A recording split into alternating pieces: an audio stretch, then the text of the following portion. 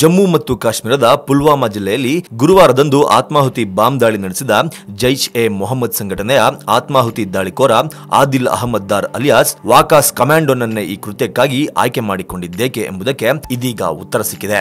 ಜಮ್ಮು ಕಾಶ್ಮೀರದ ಪುಲ್ವಾಮಾ ಜಿಲ್ಲೆಯ ಅವಂತಿಪೋರ್ನಲ್ಲಿ ನಡೆಸಲಾದ ಸುಧಾರಿತ ಐಇಡಿ ದಾಳಿಯಲ್ಲಿ 44 ಯೋಧರು ಹುತಾತ್ಮರಾಗಿದ್ದು ಅನೇಕರು ಗಂಭೀರವಾಗಿ ಗಾಯಗೊಂಡಿದ್ದಾರೆ. ಸಿಆರ್ಪಿಎಫ್ ಯೋಧರ ಸಾವಿಗೆ ಕಾರಣವಾಗಿರುವ ಉಗ್ರ ಆದಿಲ್ನನ್ನು ಆಯ್ಕೆ ಮಾಡಿಕೊಳ್ಳಲು ಮುಖ್ಯ ಕಾರಣ ಆತ ಸ್ಥಳೀಯನಾಗಿದ್ದ. ಕಳೆದ ವರ್ಷ ಭಯೋತ್ಪಾದಕ ಸಂಘಟನೆಯನ್ನ ಸೇರಿಕೊಂಡಿದ್ದ.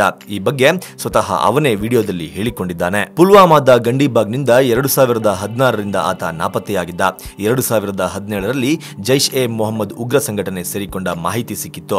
ವಿದ್ಯಾಭ್ಯಾಸ ಅರ್ಧಕ್ಕೆ ನಿಲ್ಲಿಸಿ ಶಾಲೆಯಿಂದ ಹೊರಬಿದ್ದ ಆದಿಲ್ ವೃತ್ತಿಯಿಂದ ಕಟ್ಟಡ ನಿರ್ಮಾಣ ಹಾಗೂ ರಿಪೇರಿ ಕೆಲಸದಲ್ಲಿ ನಿರತನಾಗಿದ್ದ ಎಂದು ಪೊಲೀಸರು ತಿಳಿಸಿದ್ದಾರೆ. ಬಹುಕಾಲದ ನಂತರ ಸ್ಥಳೀಯರೊಬ್ಬರನ್ನ ಬಳಸಿಕೊಂಡು ಆತ್ಮಾಹುತಿ ದಾಳಿಯನ್ನ ನಡೆಸಲಾಗಿದೆ. ಪುಲ್ವಾಮಾ ಜಿಲ್ಲೆಯಲ್ಲಿ ದಾಳಿ ನಡೆಸಲು ಕಳೆದ 6 ತಿಂಗಳಿನಿಂದ ತಯಾರಿ ನಡೆಸಿದ್ದ. ದಾಳಿ ಬಗ್ಗೆ ಇತ್ತೀಚೆಗೆ ಸಾಮಾಜಿಕ ಜಾಲತಾಣಗಳಲ್ಲಿ ಸುಳಿವು ಕೊಟ್ಟಿದ್ದ ಎಂಬ ಸುದ್ದಿ ಇದೆ.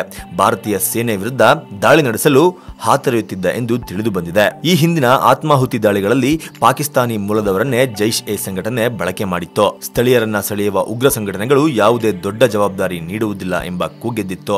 ಇದನ್ನ ಬದಲಾಯಿಸಲು ಸ್ಥಳೀಯರನ್ನ ಆತ್ಮಾಹುತಿ ದಾಳಿ ನಡೆಸಲು ಪ್ರೇರೇಪಿಸಲಾಗಿದೆ ಎಂಬ ಸುದ್ದಿ ಬಂದಿದೆ. ಕಳೆದ ಕೆಲವು ತಿಂಗಳಲ್ಲಿ ಸ್ಥಳೀಯರನ್ನ ಉಗ್ರ ಸಂಘಟನೆಗಳಿಗೆ ಸೇರಿಸಿಕೊಳ್ಳುವ ಕಾರ್ಯ ಕುಂಠಿತವಾಗಿತ್ತು. ಇತ್ತೀಚೆಗೆ ಬಾರಾಮುಲ್ಲಾ ಪ್ರದೇಶವನ್ನ ಉಗ್ರರಿಂದ ಮುಕ್ತ ಪ್ರದೇಶ ಎಂದು ಮೋದಿ ಸರ್ಕಾರ ಘೋಷಿಸಿತ್ತು.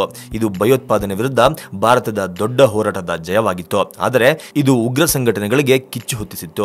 ಹೀಗಾಗಿ ಭಾರತಕ್ಕೆ ದೊಡ್ಡ ಮಟ್ಟದಲ್ಲಿ ಸಂದೇಶವನ್ನ ನೀಡುವ ನಿಟ್ಟಿನಲ್ಲಿ ಈ ಕೃತ್ಯವನ್ನ ಎಸಗಿದ್ದಾರೆ ಎಂದು ತಿಳಿದು ಬಂದಿದೆ. ಸುಮಾರು 350 ಕೆಜಿಗೂ ಅಧಿಕ ಸುಧಾರಿತ ಸ್ಫೋಟಕ ಹೊಂದಿದ್ದ ಸ್ಕಾರ್ಪಿಯೋ ಕಾರಿನಲ್ಲಿದ್ದ ಉಗ್ರ ಆದಿಲ್ ಆತ್ಮಾಹುತಿಯಾಗಿದ್ದಾನೆ. ದಾಳಿ ನಡೆಸುವುದಕ್ಕೂ ಮುನ್ನ ಮಾಡಿದ ವಿಡಿಯೋ ರಿಲೀಸ್ ಮಾಡಿ ಘಟನೆ ನಡೆಯುವಷ್ಟರಲ್ಲಿ ನಾನು ಸ್ವರ್ಗದಲ್ಲಿರುತ್ತೇನೆ. ಜಮ್ಮು ಕಾಶ್ಮೀರದಲ್ಲಿ ಯೋಧರ ಮೇಲೆ ದಾಳಿ ನಡೆಸಲು ನನಗೆ ಸೂಚನೆ ನೀಡಲಾಗಿತ್ತು ಎಂದು ಅದರಲ್ಲಿ ಹೇಳಿಕೊಂಡಿದ್ದಾನೆ. ಹೀಗಾಗಿ ಎಲ್ಲವೂ ಪೂರ್ವ ನಿಯೋಜಿತವಾಗಿದ್ದು ಈ ಕೃತ್ಯದ ಬಗ್ಗೆ ಆತನಿಗೆ ಸ್ಪಷ್ಟವಾದ ಅರಿವಿತ್ತು.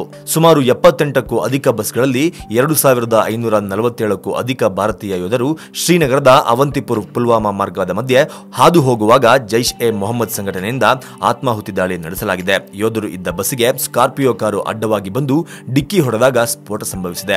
44 ಮಂದಿ ಯೋಧರು ಹುತಾತ್ಮರಾಗಿದ್ದರೆ 20ಕ್ಕೂ ಅಧಿಕ ಮಂದಿ ಯೋಧರು ಗಾಯಗೊಂಡಿದ್ದು ಚಿಕಿತ್ಸೆ ಪಡೆದುಕೊಳ್ಳುತ್ತಿದ್ದಾರೆ.